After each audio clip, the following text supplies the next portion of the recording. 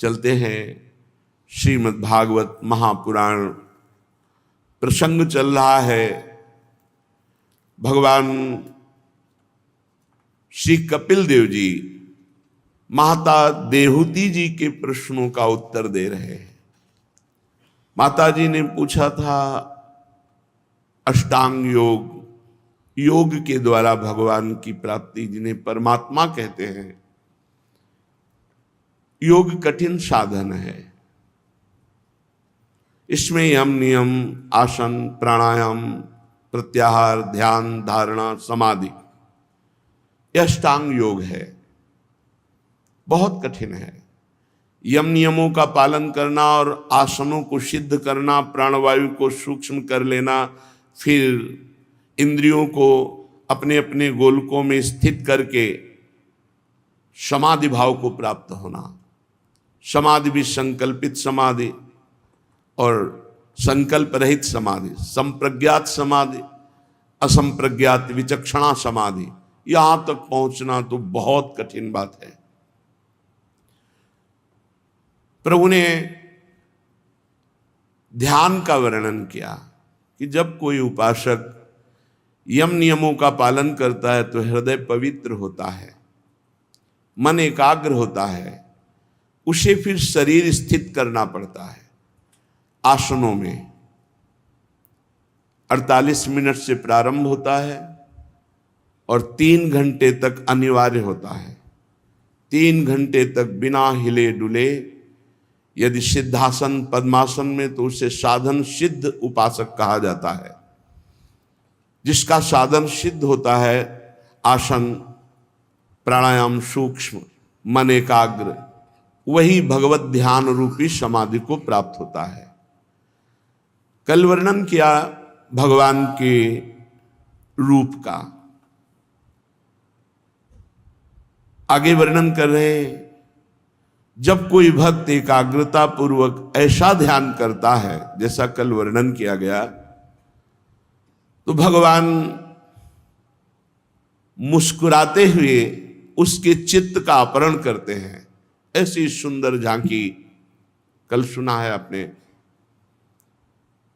भगवान खिलखिलाकर हंसते हुए उसके मन का अपहरण कर लेते हैं। तस्यावलोकमधिकम कृपयाति घोरत तापत्रयोपशमनाय निशिष्टमक्षणों।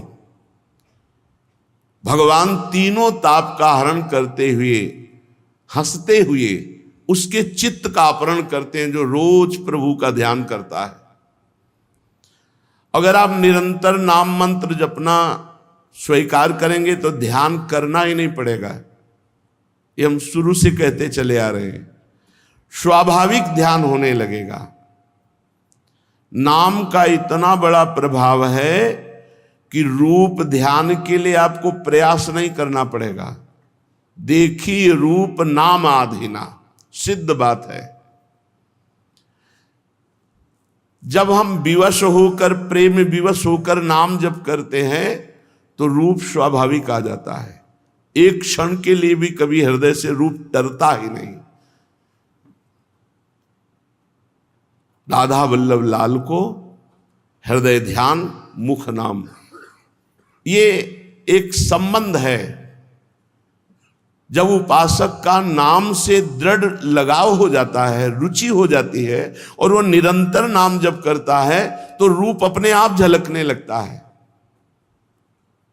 अपने आप ध्यान नहीं धरना पड़ता, वो रूप प्रकाशित रहता है। आंख खोले या आंख बंद करे, उसके सामने इंद्र नीलमणि श्याम मनोहर सात कुंभ तनु गोरी प्रिया प्रीतम झलकते रहते हैं। पी मूर्ति नयनन बसे, वो बस जाते हैं आके। खास बात है निरंतर नाम जप। अब ये जरूर है कि शास्त्र, संत और गुरुजनों के वचनों का आश्रय लेकर जो अनुभव हुआ, वो अगर बात मान लोगे तो कोई भी हो, कहीं भी हो, आपका परम मंगल होगा। ये हम चीख चीख के कह रहे हैं। ये ध्यान करना बड़ा कठिन है अष्टांग योग के द्वारा। बातें बना लेना सहज है, लेकिन जो आप योग के द्वारा, ध्यान योग के द्वारा नहीं उपलब्धि प्राप्त कर सकते, वो आप नाम के द्वारा प्राप्त कर लेंगे। बहुत सुंदर बात है। जपत हरि विवश तव नाम प्रतिपद विमल, तो मनस तव ध्यान ते निमिष नहीं तरीबो। नाम जप का सीधे ध्यान से संबंध है। नाम पहारु दिवस निष्ठ, तो ध्यान तुम्हार कपाट। बहुत ध्यान का संबंध है नाम से। जो जितना अधिक नाम निरंतर जपेगा, रूप अपने आप प्रकाशित हो जाएगा। हमारी ये बात बैठा लो, ऐसे ध्यान करने में मुनि मन ध्यान धरत नहीं पावत। देखी रूप नामाधीना। भक्त जनों के अत्यंत घोर तीनों तापों का शांत करते हुए उनके चित्त को चुराने वाला वो रूप प्रकाशित, और हंसते हुए प्रभु दिखाई देते हैं। श्री हरि का जो हास्य है, हासम हरे रवनताखिल लोक तीव्र श्लोकाश्रु सागर विशोषण मत्युदारम। जो प्रभु का हंसते हुए ध्यान में दर्शन है, वो बड़े से बड़े शोक अश्रु सागर को सुखा देता है, जन्म मरण के दुख को मिटा देता है। बड़े बड़े मुनियों को काम मोहित कर लेता है, और हरि अपने भ्रकुटी संचालन से काम को नचाते हैं। वो हरि जब मुस्कुराते हुए भक्त के हृदय में प्रकाशित होते हैं, तीनों तापों का नाश, समस्त दुखों का नाश, और मन को चुरा लेते हैं। ये मन चोर है। अब उसके हृदय में अत्यंत प्रेमार्ध भाव जागृत होता है। श्री हरि का वो हंसना, उसके चित्त का अपहरण करना, मन का अपहरण करना, और मन का प्रेम में डूब जाना, वस्तुतः यही जीवन का परम लाभ है। भगवत ध्यान में पुलकित होकर अश्रुधारा चल रही, मन प्रभु में पूर्ण रूप से आसक्त हो गया, यही जीवन का परम लाभ है। इस प्रकार साधक का जब प्रभु में प्रेम हो जाता है, तो हृदय भक्ति से पूर्ण होकर द्रवित होने लगता है। शरीर में कंपायमान, कपकपी आ जाना, रोमांच हो जाना, उत्कंठा जनित अश्रुधारा बहना, ये परम लाभ।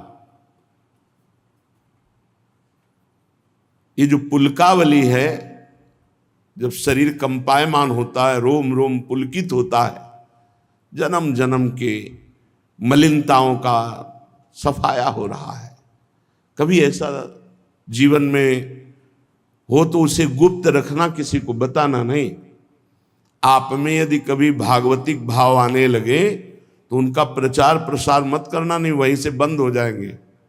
बहुत से ऐसे संत महात्मा साधक जन अपने अनुभव बताते हैं आकर के कि ऐसी ऐसी स्थिति थी, अब वो बंद हो गई।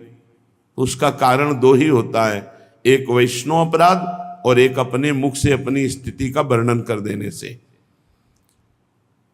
एवं हरौ भगवती प्रतिलब्ध भावो भक्त्या द्रवद हृदय उत्पुल कहा प्रमोदात औत्कंठ बाष्प कलया मुहुरर्द मानस तच्चापि चित्त बडिशम सन कई वियुंक्ते।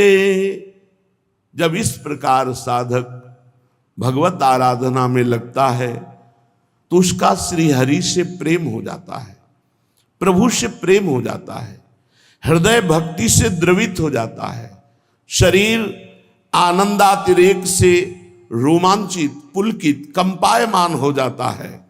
उत्कंठा जनित प्रेम आश्रुओं की धारा बार बार बहने लगती है। फिर जैसे मछली कांटे में फंस जाती है, वो निकल नहीं सकती, ऐसे ही मन हरि में फंस जाता है, वो निकल नहीं सकता कि अब वो विषय की तरफ भाग पावे।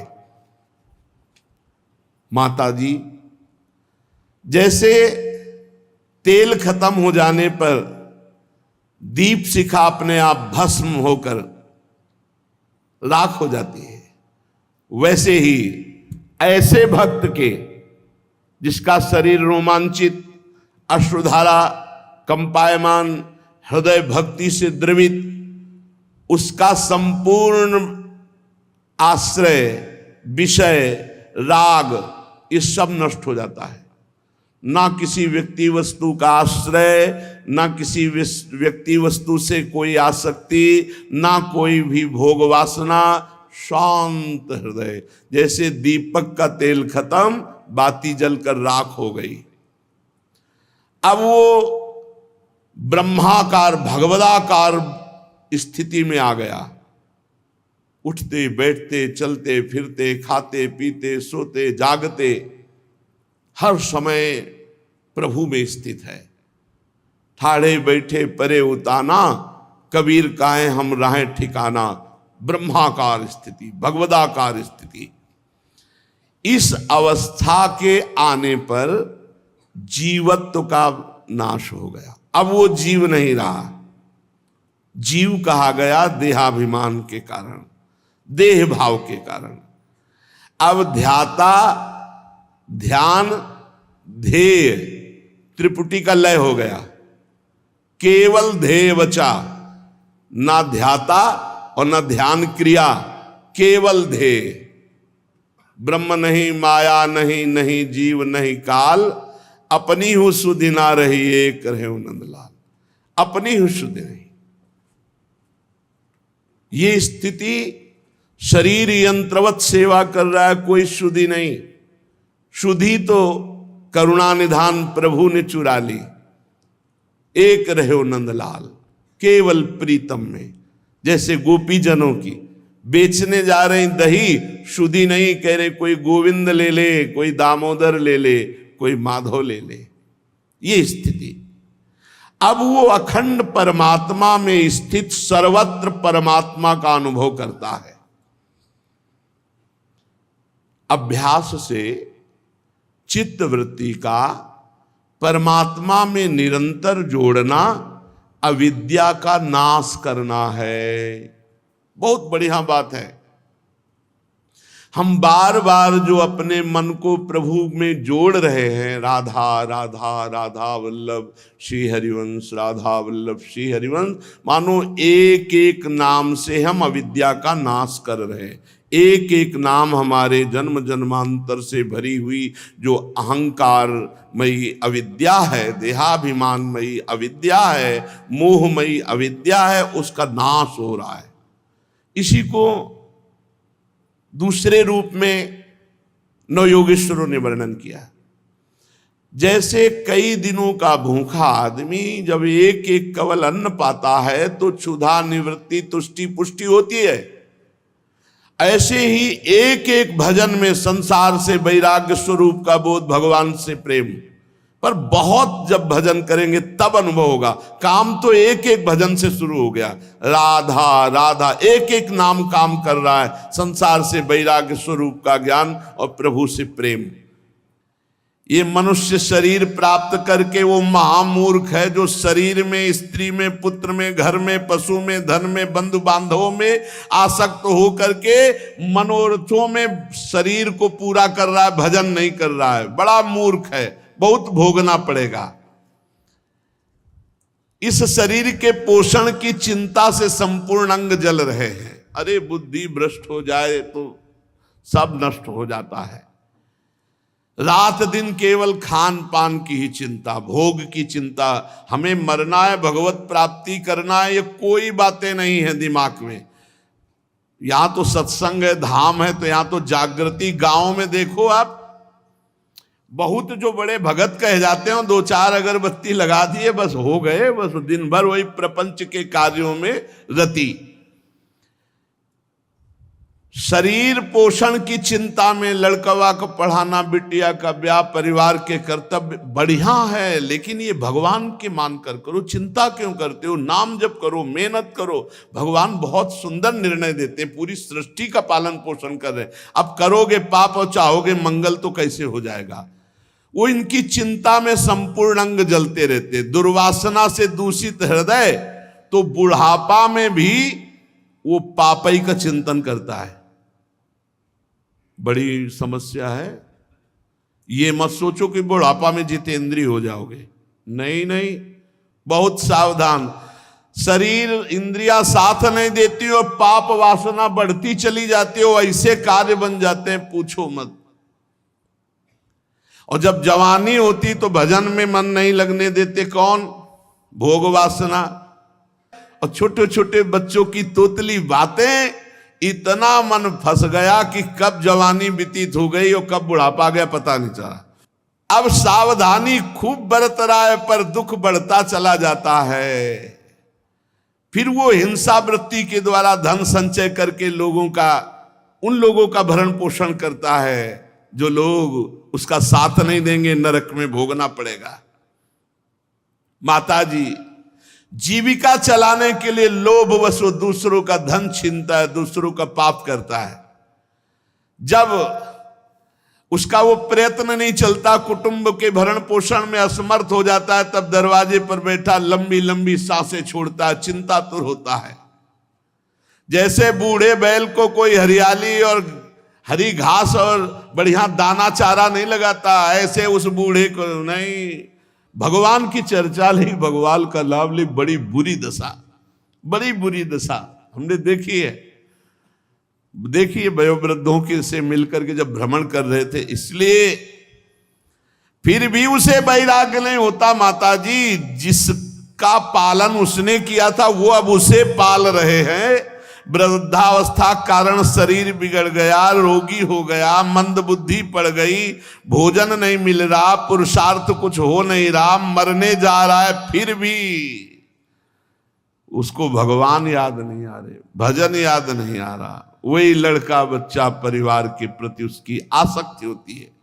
अब जब मृत्यु का समय निकट आता है तो श्वास प्रश्वास की नलिकाएं कब से रुकने लगती हैं, आंख चढ़ जाती है, बड़ा कष्ट होता है श्वास लेने में, घुरघुराहट होती है, श्वास नहीं लेते बनता, बहुत आसक्ति बुरी होती है। अब वो बोल नहीं सकता, बूढ़ा मूढ़ मरने जा रहा है, स्वजन के लोग उसे अचेत देख रहे हैं। उस समय भयंकर नेत्र, जिनके देखने मात्र से पेशाब और शौच छूट जाती है। यमराज के 2 दूत आते हैं, वो पिटाई अंदर करते हैं कि मलमूत्र सब त्याग देता है। दृष्ट्वा त्रस्त हृदया स्रकन मूत्रम विमुंचति, मलमूत्र छूट जाता है, इसी पिटाई होती है। और जिसलिए राधा राधा कृष्ण कृष्ण पिटाई विटाई नहीं होती। भगवान के पार्षद आते, जैसे हाथी के गले से फूलों की माला छूट गई, ऐसे शरीर छूटा भगवान के धाम को, कमाई कर ले होश में।